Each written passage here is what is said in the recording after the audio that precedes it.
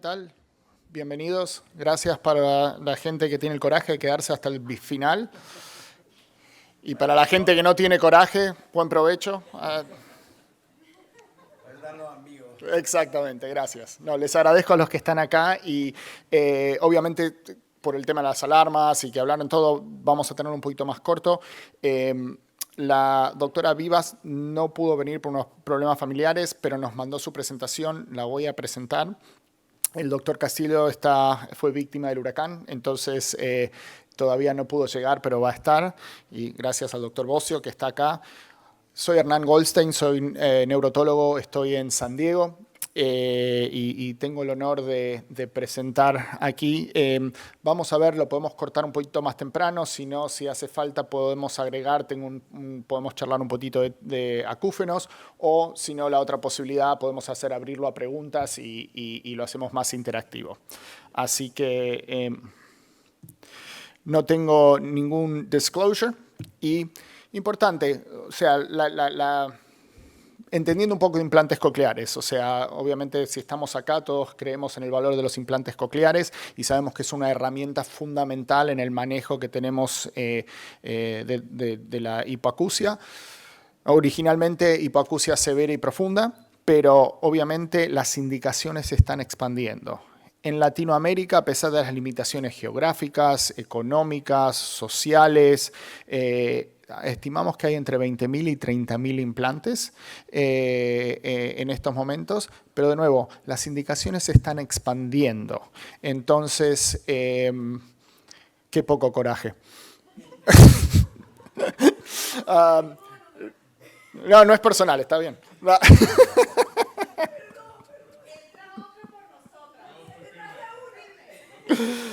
No hay problema.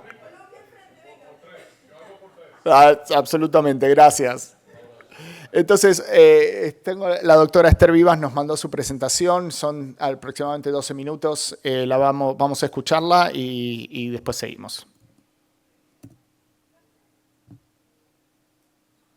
Muy buenas tardes, muchas gracias por estar aquí compartiendo la ciencia con nosotros. Yo soy Esther Vivas, una otóloga, neurotóloga en la Universidad de Emory en Atlanta, aquí en los Estados Unidos.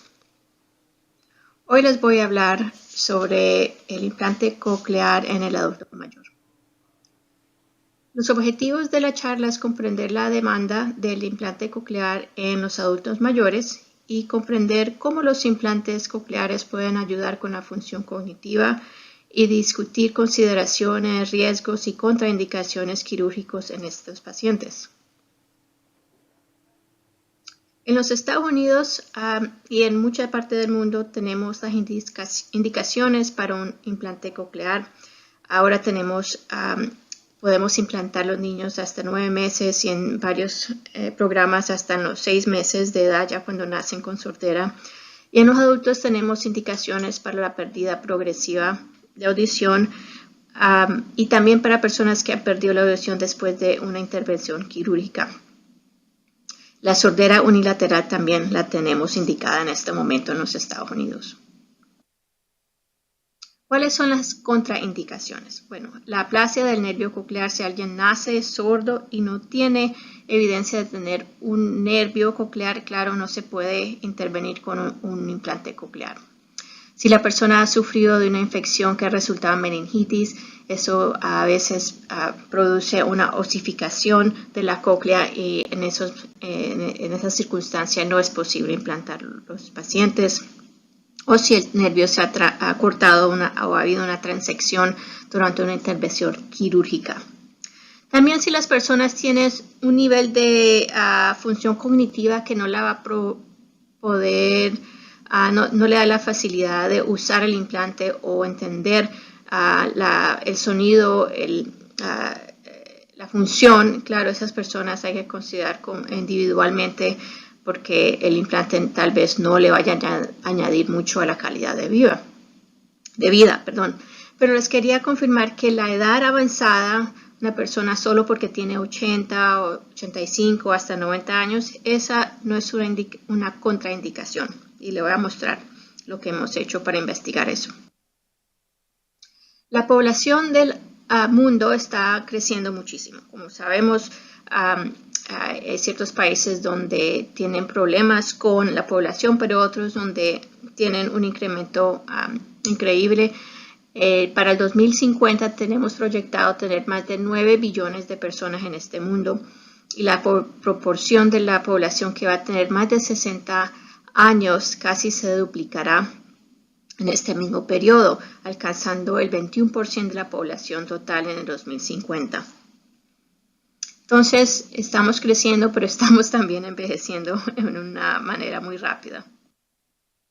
En los Estados Unidos tenemos más de 300 millones de personas y más de 56 millones de esos tienen más de 65 años. Es importante entender que, por lo menos en los Estados Unidos, aparte de la hipertensión y la artritis, la hipoacusia es el trastorno de salud más común en pacientes mayores.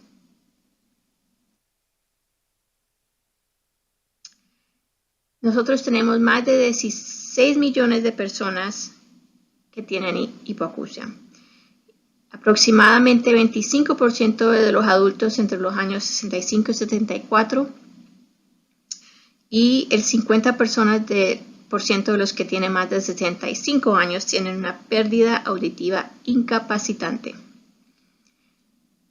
Creemos que tal vez de esos pacientes, 150,000 personas pueden ser candidatos para un implante coclear. Pero en los Estados Unidos, por lo menos hasta ahora, hace unos años, esto fue del website, estos números son obtenidos del website del gobierno de los institutos de salud.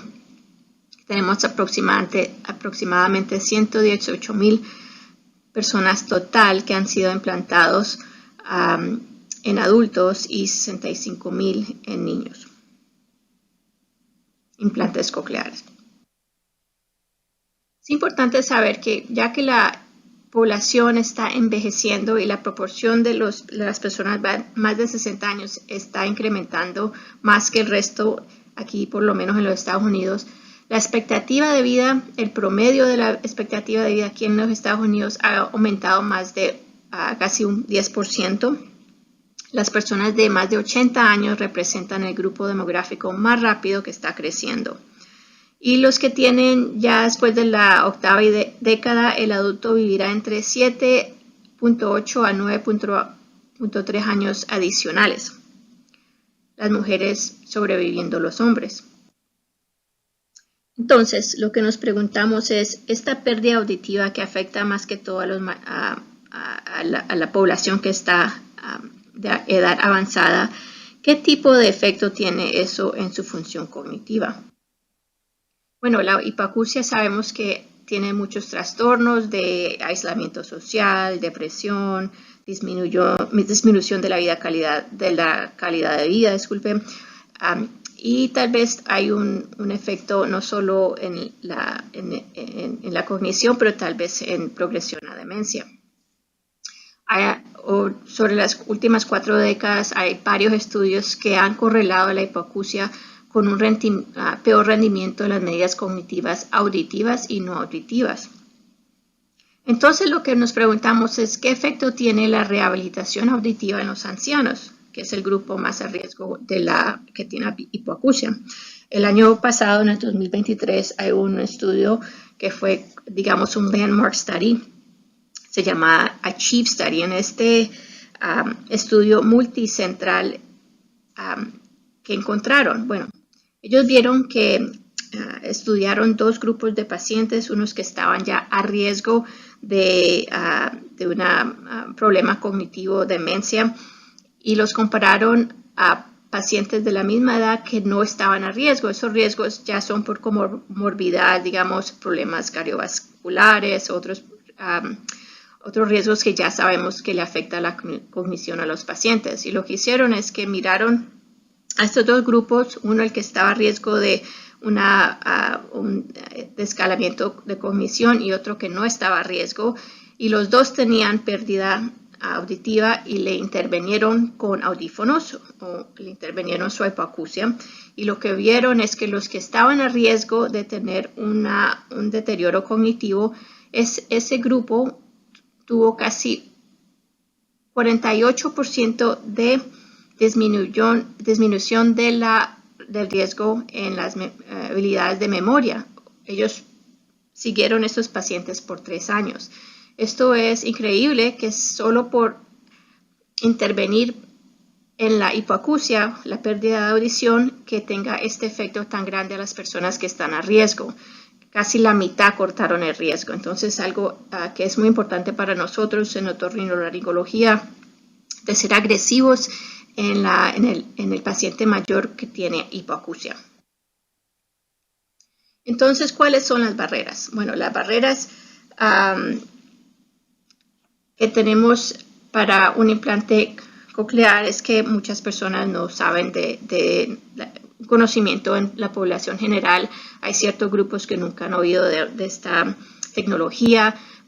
Tal vez una falta de conocimiento de las indicaciones, quién es un candidato, una ansiedad, una inquietud en ofrecerle una cirugía a un anciano, tal vez los problemas médicos que tienen este grupo de personas y también una ansiedad de los riesgos de anestesia general y complicaciones quirúrgicas y también muy importante el costo y tal vez hay ciertos lugares como fuera de los Estados Unidos donde no se cubre esta tecnología para las personas. Aquí en los Estados Unidos, los que tienen más de 65 años, el seguro social que le llamamos Medicare sí le cubre esta intervención. Bueno, cuando hablamos nos enfocamos en las complicaciones en el paciente mayor. Nos vamos a enfocar en varias cosas, bueno, no muchas cosas, 3. Hemos visto que los reportes han encontrado 3 riesgos, un riesgo de vértigo o desequilibrio, tal vez un riesgo de infección o una falla de implante. Esos son los riesgos más grandes en general que se ven en los pacientes que tienen un implante. Pero cuando vimos a los ancianos específicamente, vimos que el perfil de seguridad del implante coclear es comparable a los adultos y los niños, los adultos más jóvenes y los niños. Así que en este grupo no necesariamente no tiene un índice o un perfil de complicaciones más agudas. En nuestro grupo en Emory tenemos una gran proporción de pacientes que son ya de edad avanzada. Nosotros hacemos aproximadamente 100 implantes al año. La mayoría, casi todos los pacientes se van a la casa el mismo día, incluyendo los mayores de 65 años. Y la cirugía es 2 o 3 horas en ambulatoria y realizado con una anestesia general. Cuando hemos visto cómo funciona el implante en los adultos mayores, aquí ves varios grupos de edad. Los verdes son los ancianos más de 67 años y ve que cuando vemos a AZ Bios, aparte del AZ Bio en Noise, el grupo de 67 años o más está muy similar a los otros grupos, o sea que los ancianos están obteniendo un beneficio objetivo con esta tecnología. Cuando miramos la calidad de vida, estos mismos hallazgos, tenemos un grupo aquí de varios años, entre 55 hasta más de 77, otra vez los verdes son los más avanzados de edad, y estos pacientes tienen una mejoría en la calidad de vida comparado con los pacientes más jóvenes. ¿Qué tal los que tienen más de 90 años? Bueno, tenemos un grupo de pacientes que hemos implantado de 90 años o más. Entonces dijimos, bueno, ¿cuáles son qué tipo de riesgos tienen ellos? ¿Cómo funciona el implante con ellos? ¿Hay una diferencia? Y lo que vimos es que en estos pacientes la mayoría tenían una hipoacusia progresiva, una presbicusis, y un paciente fue implantado por resultado de Meniere's disease. Y estos pacientes, que fueron 6 en total, no tuvieron ninguna complicación y todos se fueron a la casa el mismo día después de la cirugía.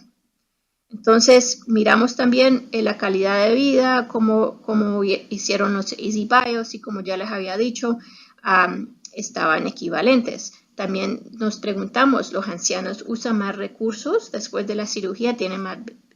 Nos preguntamos, ¿ellos usan más visitas? ¿Será que tienen que tener más llamadas o ayuda de las audiólogas? Y lo que vimos es que no, estos pacientes no tenían, usaron recursos más, digamos, siendo urgencias o a las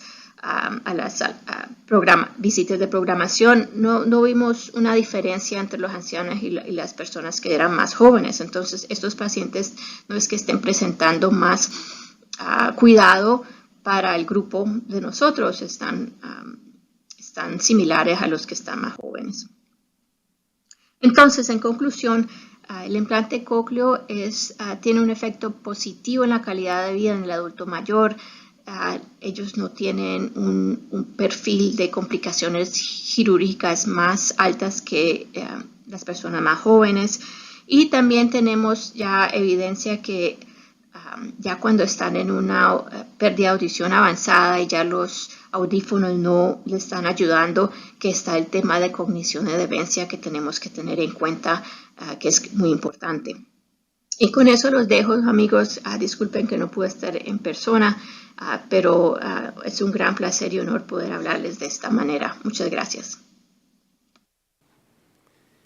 Bien, buenas tardes a todos y a todos los que quedamos, pero bueno, creo que este es un tema, digamos, en línea con lo que se ha estado hablando y que tiene algunas características particulares porque tiene mucho de investigación básica y de investigación clínica.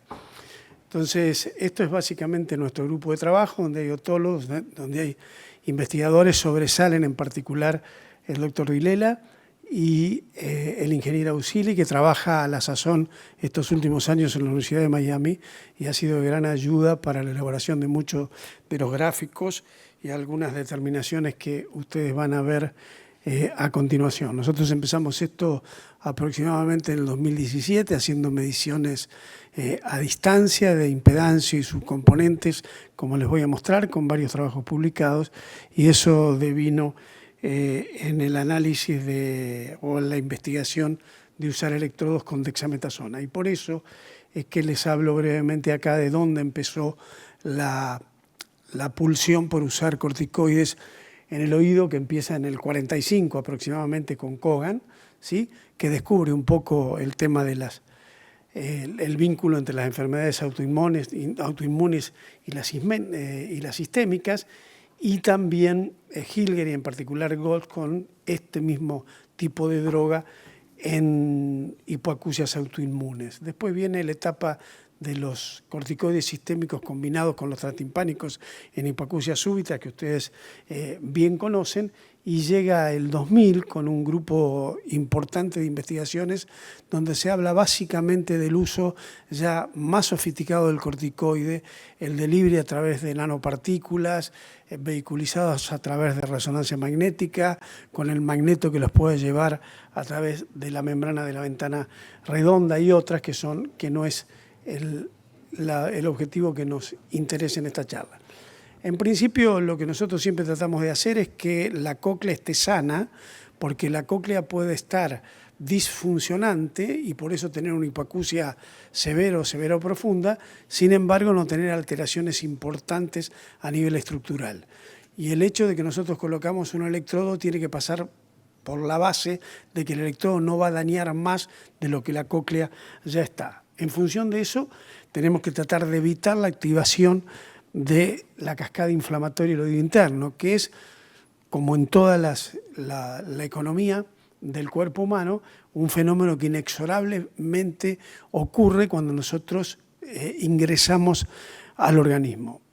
De cualquier manera, porque, por ejemplo, si ustedes tienen un trauma acústico, esta cascada inflamatoria se repite exactamente igual que si hay un daño o una noxa de cualquier alternativa.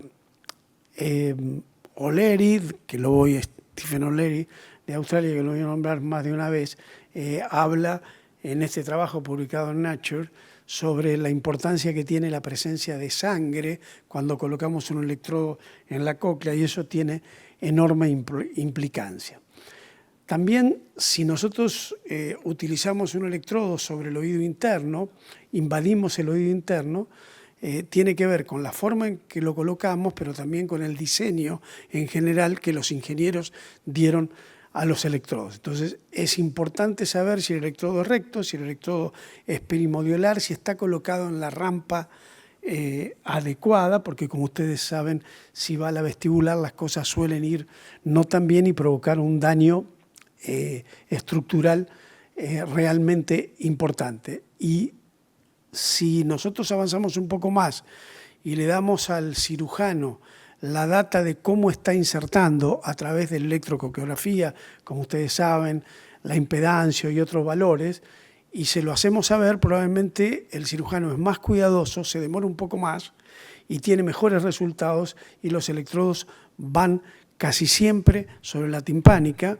mantienen, no translocan, y seguramente el resultado auditivo a largo plazo va a ser mucho mejor.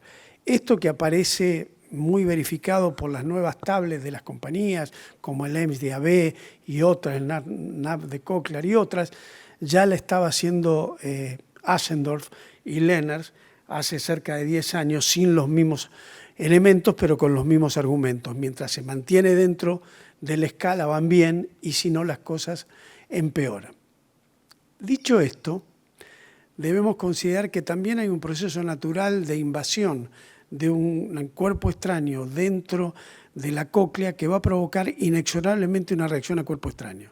Así fuera un electrodo, pero puede ser un marcapasos, puede ser una cóclea, una prótesis cardíaca, una prótesis osteoarticular, un reemplazo de cadera, de rodilla o lo que fuera. Siempre va a haber, como ustedes ven allí, un proceso que a las 3 semanas hay un bloqueo de la prótesis por elementos celulares del organismo. Entonces, es interesante ver cómo, naturalmente, si nosotros, aunque hagamos una buena técnica quirúrgica, vamos a tener, como ustedes ven, sangrado, e inexorablemente al cabo de un tiempo puede haber una neoformación ósea dentro de la escala, aún de la timpánica. Pero también ustedes, como les acabo de comentar, pueden traslocar el electrodo, invadir la membrana basilar, y eso va a provocar inexorablemente daños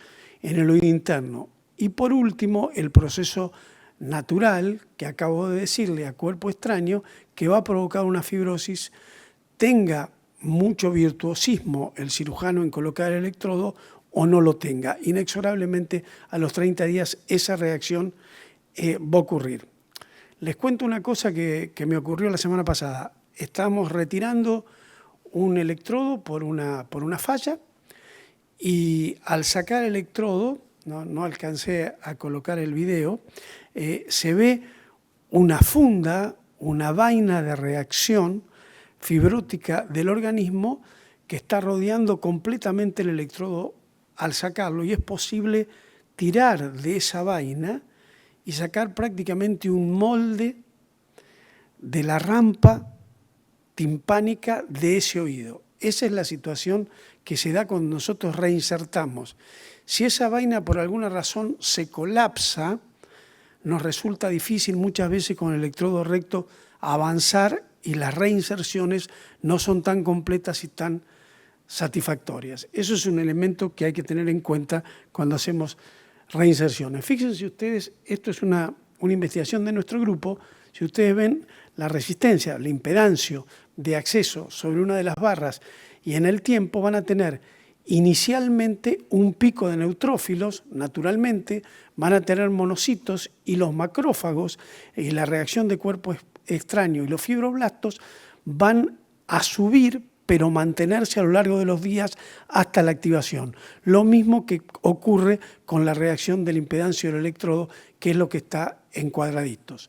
Es decir, que nosotros hemos podido verificar la migración de distintos tipos celulares con los subcomponentes de la impedancia desde la hora de la inserción a los 30 días, y como ustedes pueden ver más adelante, hasta el 1 año y medio, hoy por hoy.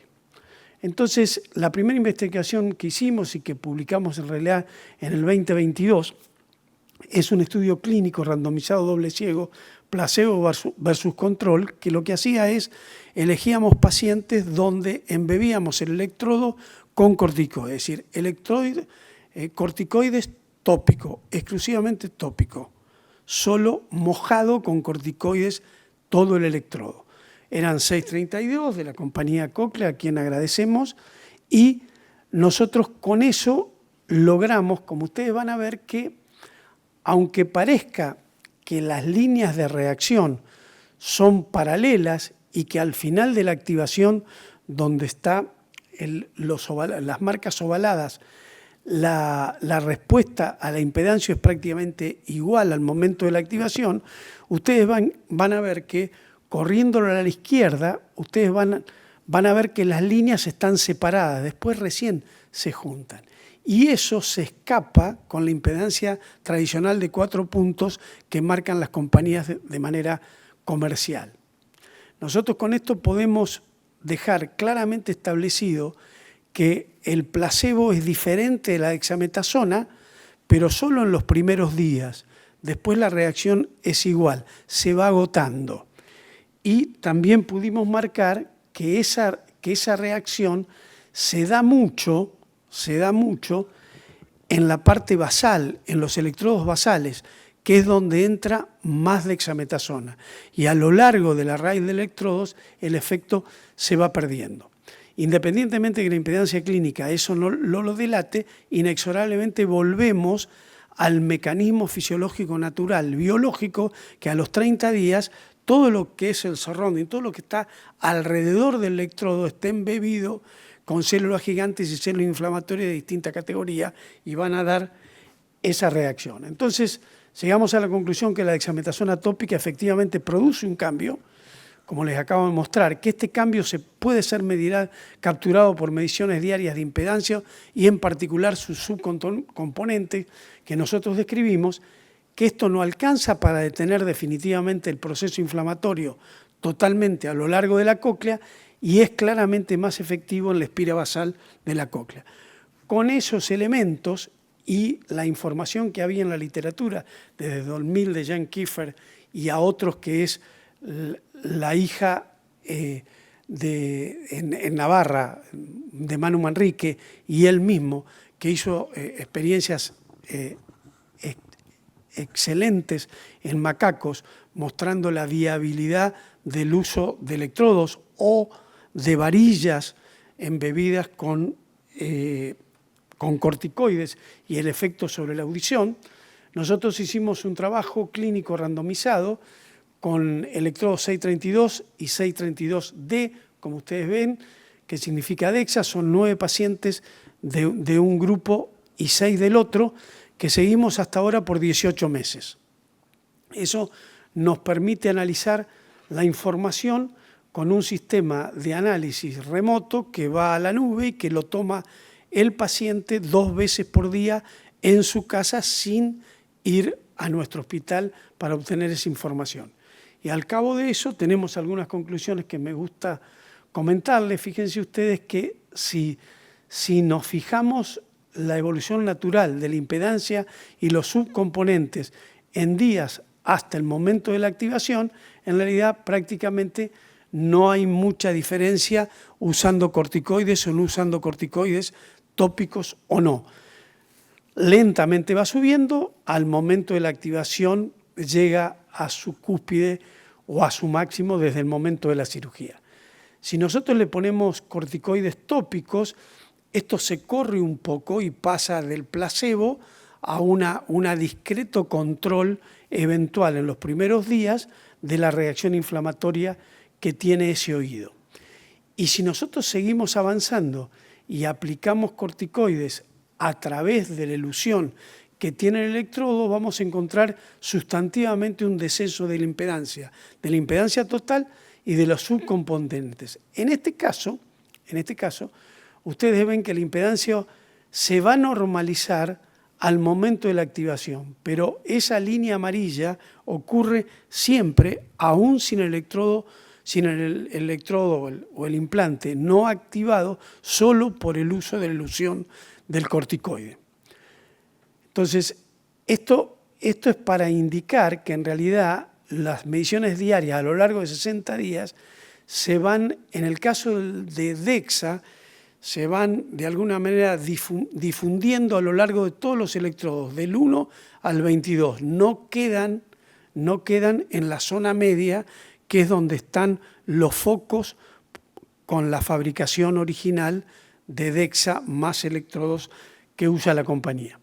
Entonces, esto es lo mismo, básicamente electrodo por electrodo, y siempre vemos que el electrodo con DEXA marca un perfil de impedancio muy plano a lo largo de los primeros meses, antes y después de la activación, a los 6 meses y también ya al año, que es lo que tenemos medido, y algunos pacientes están en 18 meses sin cambios. Fíjense ustedes, para ir terminando los últimos slides, acá tienen el average de tono puro de 125 a 500 en la línea de la izquierda dexametasona y en la línea de la derecha los controles electrodos sin DEXA. Fíjense ustedes, la primera línea es preoperatorio, la segunda 30, la segunda 180 días y la tercera 365 al año, y vean ustedes que todos los pacientes, este promedio de pacientes con DEXA, todos tienen promedios de average por debajo de la media, claramente si comparamos el grupo control contra el grupo DEXA. Esto exactamente en otra forma de presentar la gráfica, como si fuera una audiometría tonal, así la tienen que interpretar ustedes. Del preoperatorio al año tenemos la línea amarilla y la línea azul, ¿sí? La línea amarilla con mayor preservación auditiva versus la línea azul o celeste de electrodos sin dexametasona. Eso es una comprobación clínica de una mejora de alguna manera. Y si comparamos las impedancias clínicas con otros protocolos de electrodos que ya tienen dexametasona, no hay todavía publicados trabajos de esta evidencia, pero sí hay, en Vancouver hubo algunas presentaciones, algunas del grupo de Gans, O'Leary, Rivas y otros, del grupo de Cochlear y australianos, el grupo de Lennart, que usa electrodos de Medel, y nosotros que usamos 632, fíjense ustedes que el nivel de impedancia clínica comparativa se plancha, incluso pasando al año, si lo corroboramos con electrodos de la misma característica sin impedancia. Y sin tener ninguna relación con estos dos grandes grupos, nosotros podemos verificar los mismos resultados por lo menos al año, y nosotros ya a los 18 meses de evolución. Si podemos hablar de alguna manera preservación auditiva a un año, que es poco tiempo, lo entiendo, y es objetable, nosotros conseguimos un resultado bastante mejor en las mismas características, celeste sin DEXA, amarillo con DEXA, en tonos puros, como ven ahí, preoperatorio, al momento de la cirugía, 6 meses y 12, y si comparamos con presentaciones con las presentaciones en el ASI de Gans y de Lennart, vamos a ver que la respuesta es discretamente similar. Así que ahí hay mucha consistencia en la data seguramente, y la vamos a tener cuando lleguemos a los 2 años. Entonces, en percepción del habla, ¿sí?, a 65 decibeles, ustedes van a ver también con DEXA los resultados, y sin DEXA no son estrepitosamente beneficiosos, pero hay un cambio aún al año, que es cuando empiezan a decaer muchos de los pacientes sin DEXA, y comparado al grupo de Quetzalgard y otros, es decir, que pareciera ser que esto va camino a consolidarse como una forma más que se agrega al tratamiento clásico de electrodos simples. Entonces, para terminar, les digo que se está acumulando para nosotros una evidencia importante que permite afirmar que el delivery de drogas dexametasona en esta investigación y otra que estamos llevando a cabo marcará nuevos horizontes en el tratamiento de la hipoacusia con los implantes cocleares. Muchas gracias.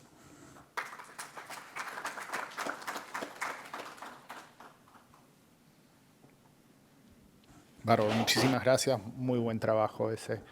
Hay algunos efectos, o sea, sé que lo están pasando a lo largo del tiempo, pero hay una parte que sería el trauma digamos, de la cirugía, pero después también veo que lo siguen el trauma eléctrico, porque había algunas teorías que cuando empezábamos a activar, que ahí se generaba muchas de las... ¿Ustedes vieron algo de eso? No, eso lo propuso en algún momento Gans sí. y había mucha aparentemente evidencia, pero eso se cayó. Lo que hay que hacer es operar con la mayor fineza posible, dejar el electrodo en la rampa que corresponde, si fuera posible usar para nosotros dexametasona tópica, sí, y el día que haya electrodos a la venta con dexametasona, con alguna variante de corticoides, porque por ejemplo Medel usa triamcinolona o usó en ese pequeño trabajo que hizo Lennart, yo calculo que en no más de un año y medio estaremos discutiendo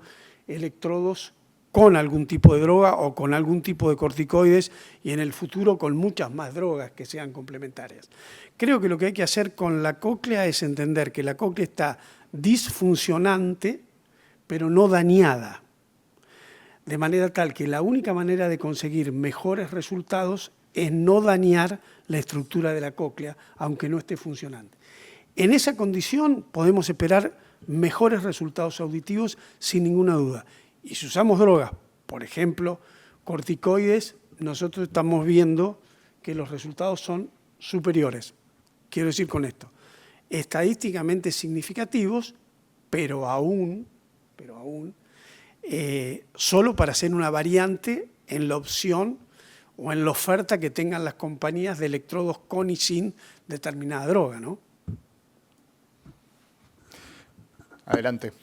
¿Tienen algún estudio de esteroides vía oral comparado con el que se encuentra en el electrodo?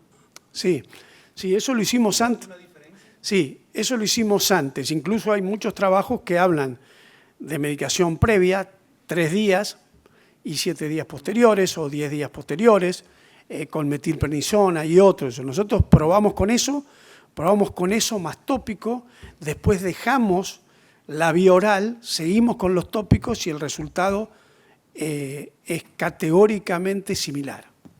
Usando solo el corticoide que utiliza en la inducción anestésica el anestesiólogo, más corticoide tópico que embebe el electrodo antes de colocarlo, es exactamente igual que le pongas un rapilento intramuscular o que les des 3 días antes, 7 o 10 días después.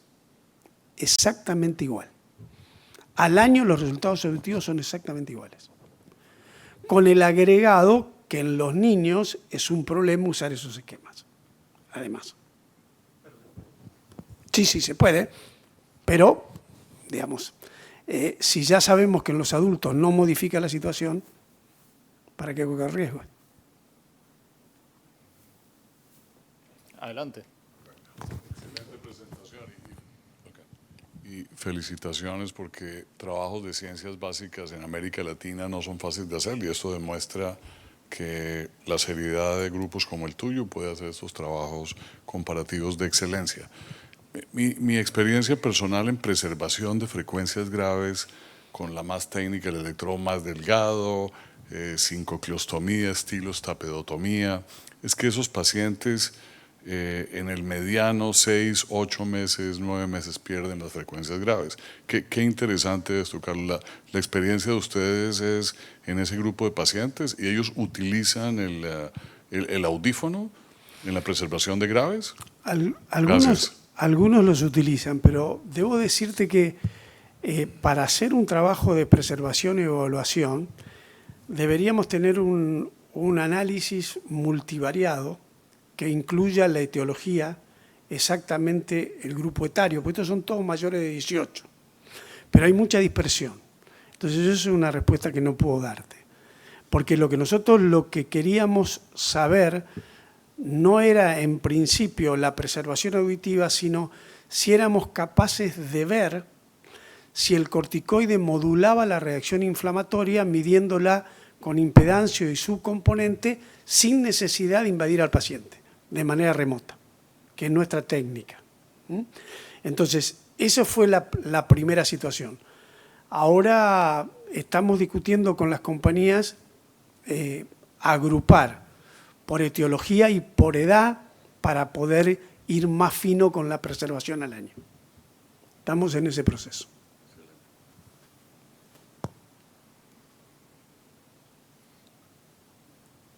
¿Alguna otra pregunta? Doctor Salomón.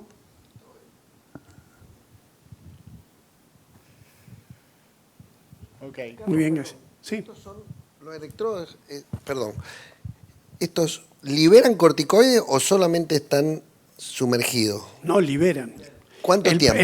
El primer trabajo es sumergidos, irrigación de corticoides Sí. en la región de la ventana redonda, inundar el oído medio y la ventana redonda, después aspirar. Como son 632, cuando vamos a enhebrar el 632, lo hacemos bajo corticoides y después insertamos. Ese es el primer trabajo. Sí. Que la reacción, como yo mostré ahí, es muy buena, es muy intensa, pero dura no más de 6 días y básicamente en la basal. Porque entra hasta allí o llega hasta ahí.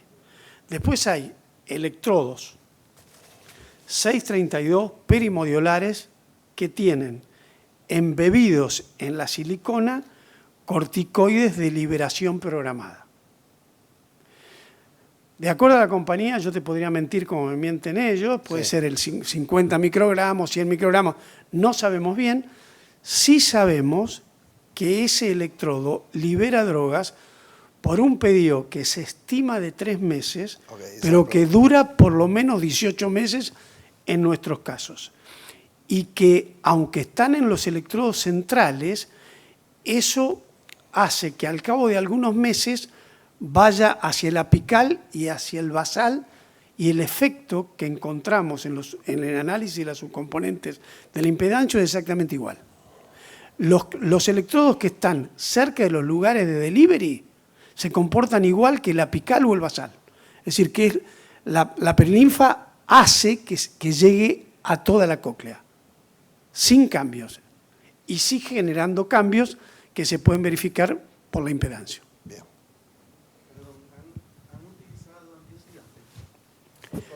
No, nosotros usamos antioxidantes en casos de algunas hipoacusias súbitas, como tratamiento complementario en el acúfeno poco controlado, en las disacusias, en esas cosas usamos antioxidantes.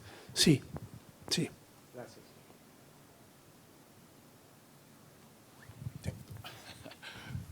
¿Cuándo crees que esto tenga aprobación para uso clínico rutinario? Bueno, es una buena pregunta. Nosotros cuando hicimos este trabajo, y que lo seguimos haciendo y vamos a empezar otro, la premisa de nuestro grupo es que la información no esté disponible para eventos regulatorios. Nosotros no formamos parte de un grupo multicéntrico de la compañía, que sí ahora tiene uno en curso, para la aplicación de FDA o de otros entes regulatorios. Lo nuestro es investigación no esponsoreada sin fines regulatorios. Así que no te puedo responder, pero estimo que este trabajo que está llevando esta compañía en particular y otras están más o menos a mitad de camino de la data, le debe faltar por lo menos un año, y a partir de ahí, si los resultados son satisfactorios y la FDA o la CE lo aprueba, es posible que tengamos en un par de años algo de esto en el mercado.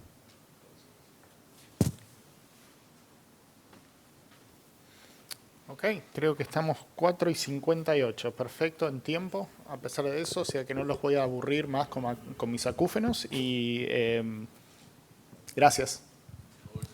Muy bien.